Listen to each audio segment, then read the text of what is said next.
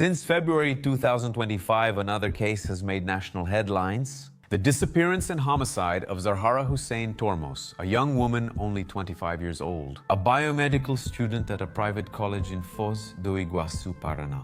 It could have been just another case of femicide, since she had a restraining order against an ex-boyfriend who, at a certain point in Zarhara's life, became a threat.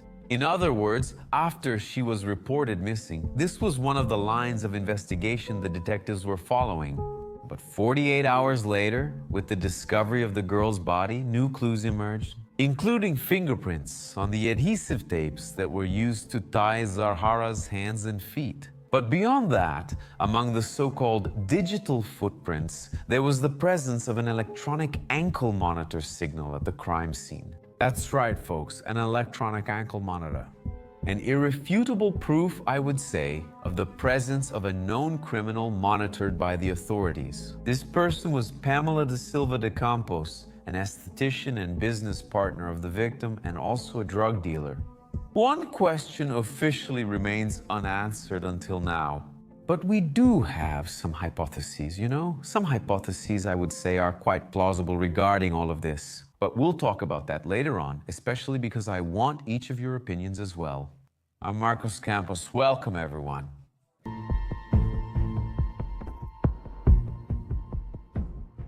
Some of the saddest information, I would say, in the whole Zarhara case was provided by Mrs. Anamir Lopez Tafarel, Zarhara's mother. She, in several interviews and also on social media, talked about her daughter's personality. A person full of determination and joy who was hyper-connected to technology.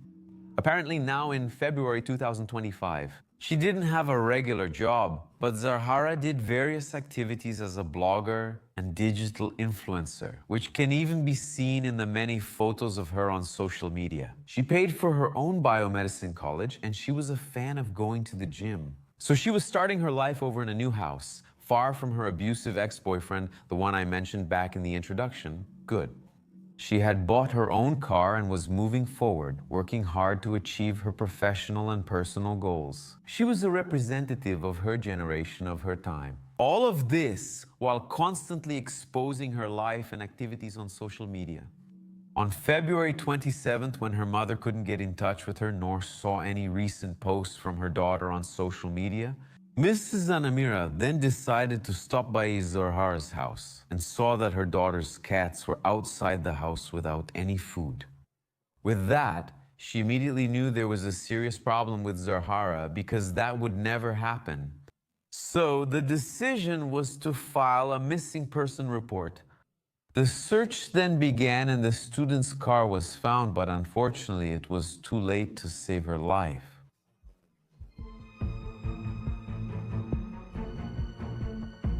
Zarhara, without any signs of life, was gone, and with her went her dreams and everything she was going to accomplish. That's right, everyone. Her future was cut short, and the joys that would have come with her achievements, all of that disappeared.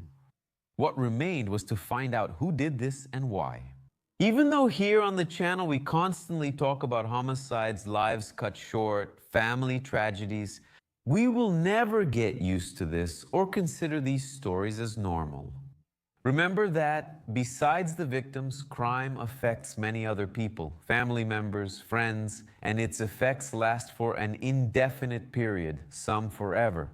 So, before continuing with this episode, I want to express our solidarity with Zarhara's family. The chronology of events, well, picking up here then the chronology of what happened. Zarhara's body was found on February 28, 2025, 2 days after she was last seen. When she left her college at night, where she studied. To the surprise of everyone who was optimistic and believed in a happy ending for this case, the Paraná military police found the victim lifeless in the backseat of her car.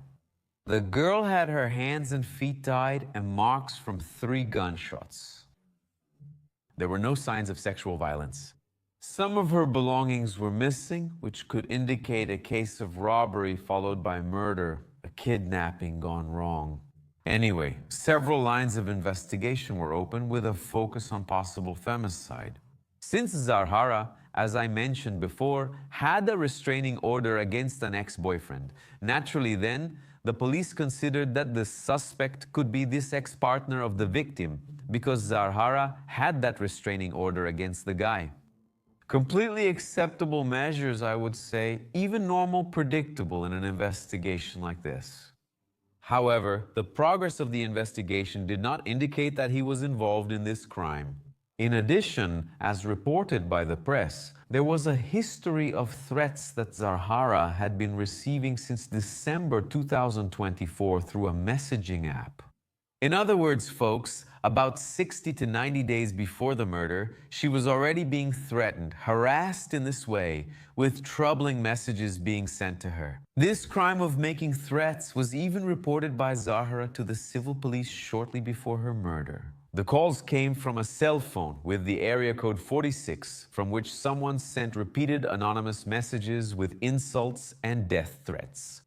Neither she nor her friends and family knew who was responsible for the threats. And just a reminder, area code 46 is used in southwest Paraná, in the cities of Francisco Beltrão, Pato Branco, Realeza, Ampere, Capalema, and also Dois Vizinhos, all of them close to Foz do Iguaçu. In this scenario, then, a lot of things could be happening and putting Zarhara's life at risk. But when the detectives' investigative work was carried out on the body, as well as on the vehicle and at the place where the car was abandoned, other evidence appeared. Specifically, fingerprints were found in the victim's car and also on the tapes that were tied around Zarhara's hands and feet. And for those who are not from the region, it's worth knowing that Zarhara was found dead in a plantation area near the Remanso Grande neighborhood, about 2 kilometers from the Cataratas Highway. That's right, folks. Fingerprints at a crime scene. Fortunately for the police, an excellent lead. But it makes us wonder, doesn't it? Is it just arrogance on the part of the killer or killers, or just plain stupidity? Something to think about, isn't it? What made the difference in this case was that the Paraná civil police managed to find a woman. That's because she tried to interrupt the monitoring signal of her own electronic ankle bracelet. That's right, she had an electronic ankle bracelet because she was serving a sentence under house arrest for drug trafficking. Check this out, serving a sentence under house arrest for drug trafficking. That opened up an opportunity for something even worse. It happened, didn't it? This person was Pamela da Silva de Campos, 26 years old, who was immediately identified as a suspect in Zarhara's death. And how did that happen? Well, it's quite simple. Elementary, my dear friends. During the investigation, the signal from the electronic ankle monitor was detected, and that signal was present at the same location and time as the victim. From the victim's disappearance until the body was found. Of course, extreme coincidences don't usually happen in criminal cases, do they? Here they're called links in a criminal chain. One link, I'd say, started back with the conviction for drug trafficking, right? With this thing about serving the sentence at home. Besides that, the fingerprints of the person wearing this electronic ankle monitor convicted for drug trafficking, Pamela's fingerprints, were also at the crime scene 1 month after Zarhara's death. The investigation identified Pedro Pamela da Silva de Campos and Pamela's boyfriend Bruno Martini Vieira, 28, as suspects. Pamela worked as an esthetician, and at the time she had a business partnership with Zarhara, who was an influencer and blogger, as we saw. According to Marcelo Pereira Diaz, the responsible police chief, the two women, the victim and the suspect, had known each other since 2023. They had been doing business together since then. Zarhara performed cosmetic procedures with Pamela, and in exchange, she promoted Pamela's services and the results of those services on her social media. For her followers, the famous ad is an extremely common practice these days. It's also worth noting that the investigation obtained security camera footage to track the movement of Zarhara's vehicle and to check the time when he left the college, as well as whether anyone was following that vehicle, the route she should have taken home during that night. We managed to recover some very important details about the case from the G1 portal, as well as 2 images. Take a look. The suspect's vehicle was seen in front of the victim's house that day, hours before the crime. Pamela's and Zarhara's cars were on the same street moments before the crime. These photos are attached to the case file, which is being processed secretly. But it's believed that a third suspect might be involved. Maybe that romance thing I mentioned earlier, right? All right, folks. According to the police, footage from February 26th, the day Zarhara disappeared, shows a black vehicle passing twice in front of her house. Here, it became clear that the suspect scouted the area before carrying out the crime. In the video, you can see that the vehicle was driving both around the victim's house and near the college. This also identified the car model and license plate. Later that same day, around 6:43 post-meridium, Zarhara was filmed leaving her house and driving to the college, where she then left the car. On a nearby street, internal cameras from the institution recorded Zarhara leaving class. Her classmates were interviewed and stated that when the girl went to college and had something to do afterwards, she usually dressed up for college. She would talk about it with other people. But that night, she was very calm, and after class, she was going straight home. People remember that the conversation went on for quite a while after class. It was an ordinary night and a routine goodbye. See you tomorrow. Sadly, that tomorrow never came for her. Zarhara went to the parking lot where, according to the police theory, Pamela was already waiting. In other words, the hypothesis is that Pamela waited for the victim and convinced her to give her a ride. In this case, they may have gotten into the vehicle in a friendly way without coercion. The cameras also showed that after leaving college, Zarhara's car returned to her street where it remained parked for about 5 minutes. Then it's possible to see a movement similar to someone getting out of the car. The hypothesis is that Pamela took the wheel and Zarhara had her legs and hands tied. By whom? That info isn't available, but we can assume, right? Therefore, it's possible to identify the victim's car heading toward the place where the body was found. Then Pamela's black vehicle is recorded making the same route. And that was an hour later.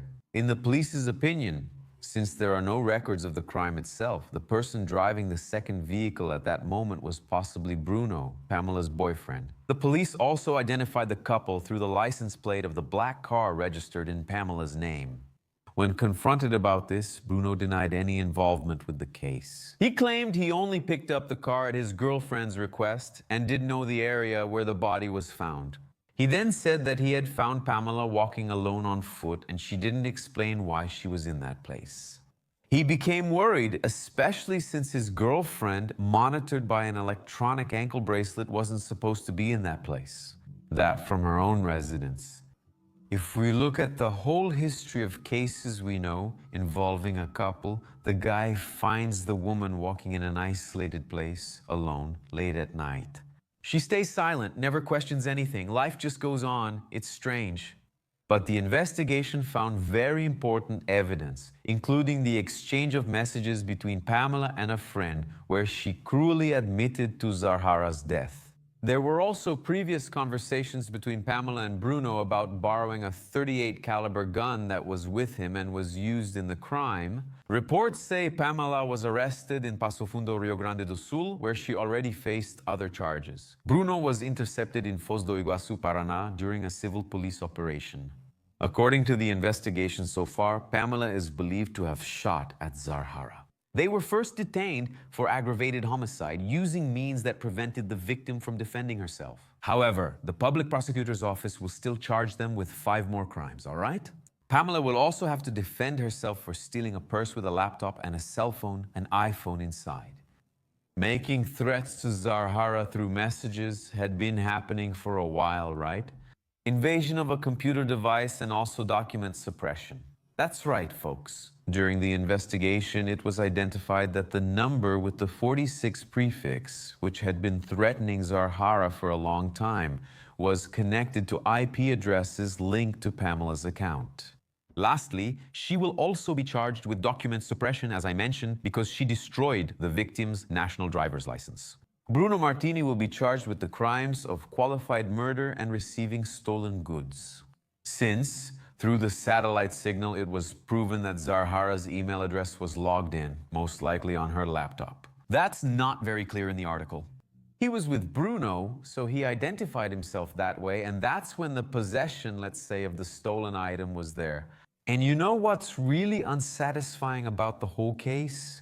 Despite the quick and excellent investigative work, if the pair are convicted of all the crimes, possible sentences are as follows. Pamela, 17 to 45.5 years, sentence progression after 10 years in closed regime. Bruno, 13 to 34 years semi-open regime after 8 years in prison. In other words, procedurally, things went well. But from the moment of her statement at the police station until now, Pamela has preferred to remain silent. And Bruno said he didn't know anything about any of it. The trial will be held soon. And what about the motive? So far, what has been released by the sources doesn't include that information clearly. In other words, the reason for the crime. But you can imagine it, right? Don't you agree? Comment for me. Between us, 2 or 3 hypotheses are the most likely, or maybe even a mix of them. Envy. Envy is the motivation behind several crimes between people who know each other and maintain a certain level of friendship, especially among young women. Remembering the history of anonymous and threatening calls, right? Jealousy. We can't rule out that in Pamela's mind there was a seed of jealousy regarding the client and Bruno. And they didn't even need to know each other, okay, guys? The esthetician might have simply not liked some comment or compliment her girlfriend made about the client, or rather, about her boyfriend. About the client who was a model and used to go to her clinic. We've already seen crimes occur due to a like. It could also be regret. I don't know, right? Imagine if this story about their professional partnership has been going on for 1 or 2 years, and now Pamela is being charged with drug trafficking, wearing an ankle monitor. It crossed my mind that if Pamela had confided something, maybe she regretted it. She talked too much about her own life, and now she no longer saw Zarhara as a confidant friend, but as a threat. So her reputation was already ruined, right? Gone. Would the client stay loyal with the beautician answering to the law and wearing a criminal ankle monitor? Who here would stay loyal to a professional who breaks the law? Would the clinic be a hotspot? Anyway, it's better not to talk about that. Yeah, guys, there are still some answers we don't have. Or do you have other theories? I'm honestly leaning more toward envy and jealousy, okay? Zarhara was a beautiful young woman. She was active on social media. Even though the work was done by the esthetician, look, Zarhara promoted it, right? Her own work. See how beautiful I became because of her. But Zarhara was the one who showed up, right? She was the one there, showing herself in a good way, you know, receiving compliments and everything. Many times, that's more than enough to flip the switch in the mind of someone who already has that little seed, isn't it? The truth is simple, folks. Zarhara's death moved the city of Foz do Iguaçu. Her brother's statements about it were also very moving. He said that a part of him died along with his sister. A young woman remembered for her good humor and the affection with which she treated everyone around her. One of the sources, including about the case, mentioned the thesis of the philosopher, the German Hannah Arendt. In fact, it's a warning about the trivialization of evil, which is recurring and practiced without hesitation every day. She believes evil becomes trivial because society fails to act. Maybe it's time to rethink the causes of so many violent deaths involving young people, women, friends, and ex-boyfriends before we go from being spectators to victims. And it's about that, right? About that thought, I think it's not philosophical. It's actually pretty basic and obvious. We could discuss it forever, right, guys? Actually, in our WhatsApp group, the members group, we were talking about this. Regarding the crime that just happened there in Manaus as well, right? About the boy who was beaten to death there, and also the other boy who entered the school in Rio Grande do Sul again. I get outraged because there is a protection and excessive concern for them, right? Grown guys of 15, 17 years old who often just serve that socio-educational measure, get out, and many times end up living among us. He suddenly changed his name and there's a whole scheme behind it. But you're forced to live with them without knowing their name or what they can do. So this requires deeper reflection, right? Anyway, many times as the people in the group were commenting, it seems like we live in an environment where the system, the gears that turn, even if not intrinsically. What matters is what we notice, right? People's perceptions should count too. what you notice is that the guys have privileges, promotions, all that. An excessive concern with cruel murderers like that while the families are simply forgotten. That's why I, as a true crime producer, like to pay tribute, you know? To share the biography once it's available, you know? At least remember, not let the case be forgotten and raise flags and warnings, you know? Because, man, we really live in an environment where, besides deeply mourning the crimes which are cruel, we also have to regret how the whole system handles things after the crime, you know? It's unfortunate, but the comments section offers a therapeutic space. For anyone who wants to express themselves, you can agree or disagree, it's all good. As long as it's done respectfully. It's fine, remembering doesn't hurt, right? I think everyone knows this, but the person you're listening to won't always say what you believe, right? And that's where healthy debate comes in. And anyway, just to clarify, because when we're on the internet, we need to make some disclaimers, right? Is that it? I really appreciate your company. A kiss from Ruivo and see you in the next episode.